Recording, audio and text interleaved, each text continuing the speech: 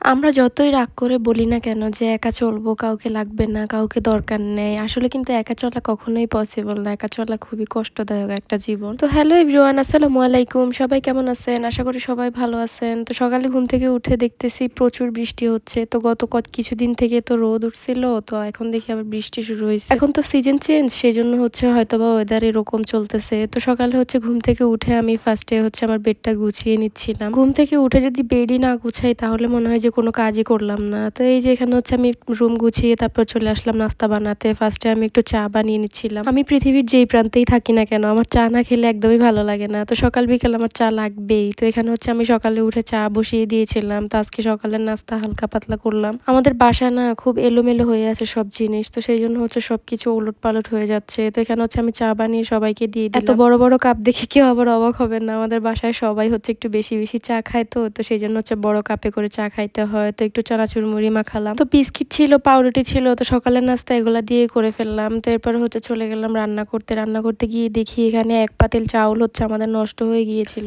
মানে আমার শাশুড়ি হচ্ছে একটুও খেয়াল করে নাই। তো সেই জন্য হচ্ছে এতগুলা চাউল নষ্ট হয়ে গিয়েছিল, ধোয়া ধোয়া উঠতেছিল। তো যাই হোক, কি আর করার, অনেকগুলো চাউল ছিল, ফেলে দিতে হবে, ওগুলোকে তো আর কিছু করারও যাবে না। তো সেই জন্য হচ্ছে আমি দেখতেছিলাম যে খাওয়া যাবে কিনা কোনোভাবে, দেখলাম যে না। এরপর চলে গেলাম রান্না বান্নার কাজে। যেহেতু আমি একা একা সবকিছু হ্যান্ডেল করতে হচ্ছে সেই জন্য হচ্ছে তেমন একটা ভিডিও করতে পারতেছিলাম না। তো আমাদের রান্নাঘরেরও খুব ঝামেলা ছিল। তো আমি হচ্ছে সবকিছু রেডি করে তারপর হচ্ছে একসাথেই রান্নাঘরে গিয়ে বসলাম। তো এই যে এখানে এরপর আর ভিডিও করা হয়নি। তো আজকে হচ্ছে মুরগির মাংস রান্না করব আর কলা দিয়ে মাছ নারিকেল রান্না করব। তো রান্না বান্নার ভিডিও তেমন একটা করা হয়নি, খুব ট্রাপ হয়ে যায় আমার জন্য, সবকিছু একা হাতে করা খুবই কষ্টদায়ক হয়ে যায়। তো এখানে হচ্ছে রান্না বান্না করে আমি গোসল টোসল করে নামাজ পড়ে চলে আসছি। এখন হচ্ছে খাওয়ার পালা। দুপুরে খেতে এসে তারপর একটু ভিডিও করেছিলাম। তো এই যে এখানে হচ্ছে আমি খাচ্ছিলাম মুরগির কলিজাটা নিয়েছি। আমার মুরগির কলিজা খেতে অনেক বেশি ভালো লাগে। তো দুপুর বাজে ৩টা, সবার খাওয়া শেষ। এখন হচ্ছে লাস্টে আমি খাচ্ছিলাম। তো খাওয়া দাওয়া শেষ করে আমি কিছুক্ষণ ঘুমিয়েছিলাম। সন্ধ্যে ঘুম থেকে উঠে এখানে ভাবছিলাম কি খাবো কি খাবো। সারাদিনই খাওয়া খাওয়াই চলে যায়, তাই না? সকালে কি খাবো, দুপুরে কি খাবো, সন্ধ্যে কি খাবো। তো যাই হোক, এখানে সন্ধ্যায় আমি ভাবলাম যে কিছু ফল আছে কেটে খাই। এরপর আর ফলটা খাওয়া হয়নি, কারণ দুধ ছিল, দুধ গরম করে খেয়েছি। আর এখানে হচ্ছে সন্ধ্যার সময় সবগুলো তরকারি তো গরম করতে হয়, তো প্রত্যেক দিনের রুলস। এখানে আমি ফল কিছু ধুয়ে নিচ্ছিলাম। তো আমি হচ্ছে আঙ্গুর ফল 2টা খাইছিলাম, আর অন্য কোনো কিছু ফল খাই নাই। তো এই যে এখানে হচ্ছে আমার ফোনটা নিয়ে একটু ঢং করতেছিলাম। আমি না আজ পর্যন্ত যতগুলো ফোন চালাইছি একটা ফোনও আমি আনবক্সিং করতে পারি নাই। সবগুলাই হচ্ছে ওইখান থেকে আনবক্সিং করে নিয়ে আসে। তো সেই জন্য হচ্ছে একটু ঢং করতেছিলাম যে ফোন আনবক্সিং করতে কেমন লাগে।